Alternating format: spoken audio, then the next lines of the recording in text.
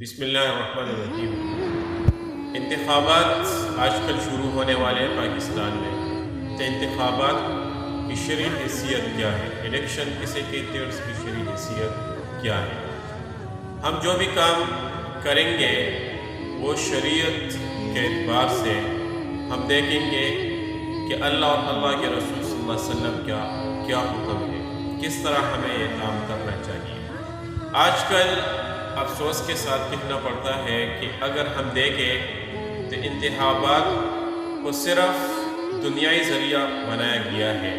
اور اس کو صرف ہرانے کا ذریعہ بنایا گیا ہے کہ میں فلاں کو ہراؤں گا، فلاں سے میں جیتوں گا، اور آپس میں ایک دوسرے کے ساتھ نفرت، بغض، دشمنی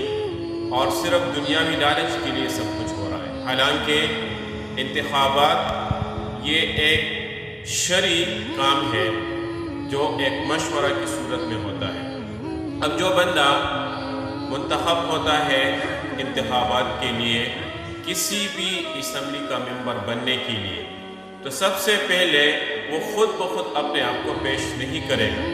کہ میں نے ہی ممبر بننا ہے۔ اس کی مثال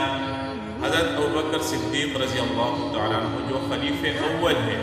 انہوں نے خود بخود اپنے آپ کو پیش نہیں کیا تھا، بلکہ تمام صحابہ کرام رضوان اللہ تعالیٰ علیہ اجمعین کی رائے دی کہ حضرت ابوبکر رضی اللہ تعالیٰ عنہ کو خلیفہ بنا دیا جائے۔ تو ان سب کی رائے کی وجہ سے حضرت ابوبکر صدیق رضی اللہ تعالیٰ عنہ خلیفہ بن گئے تھے، حالانکہ صحابہ کرام رضوان اللہ تعالیٰ علیہ اجمعین سب سے پاک دامن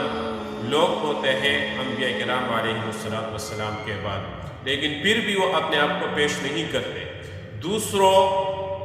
دوسروں کی اصرار پر وہ پھر خلیفہ بنتے۔ تو آج کل ہمارے جو انتخابات ہو رہے ہیں، ہر ایک اپنے آپ کو پیش کرتا ہے کہ میں ہی ممبر بنوں، میں ہی الیکشن لڑاؤں، میں ہی اس میدان میں اتروں، حالانکہ وہ اس قابل نہیں ہوتا۔ تو جو بھی بندہ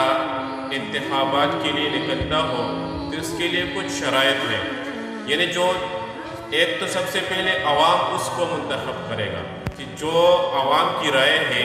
کہ یہ جو فلاں بندہ ہے وہ اس قابل ہے کہ وہ منتخب ہو جائے۔ اور پھر دوسری بات کہ جو بندہ جس کو عوام منتخب کرے اس کو خود بھی اس بات پر یقین ہو کہ جس چیز کے لیے مجھے منتخب کیا جا رہا ہے تو میں اس قابل بھی ہوں کہ جو کام مجھے سونپا جاتا ہے میں اس کو اعلیٰ درجے میں کر سکوں گا،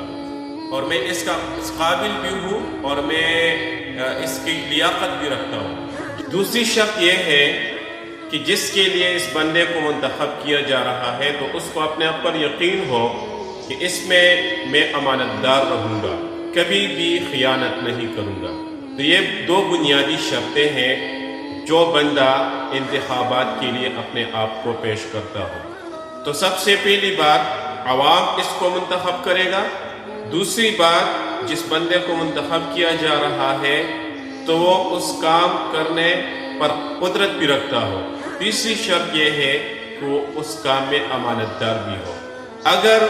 جو بندہ خود اپنے آپ کو پیش کرے اور وہ اس کام کی لیاقت نہ رکھتا ہو اور اس کام میں امانت دار بھی نہ ہو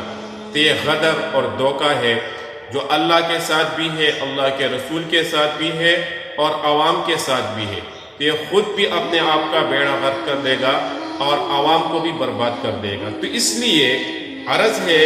کہ جو بھی بندہ انتخابات کے لیے نکلتا ہو تو سب سے پہلے تو شریعت کے اعتبار سے اپنے آپ کو باخبر رکھ کے کہ جو میں کام کر رہا ہوں، الیکشن لڑ رہا ہوں، تو شرعی اعتبار سے اس کی کیا کیا شرائط ہے اور مجھے کیا کیا کرنا چاہیے، ان سب باتوں کا خیال رکھنا، لحاظ رکھنا بہت ضروری ہے۔ اللہ تعالیٰ عمل کرنے کی توفیق عطا فرمائے۔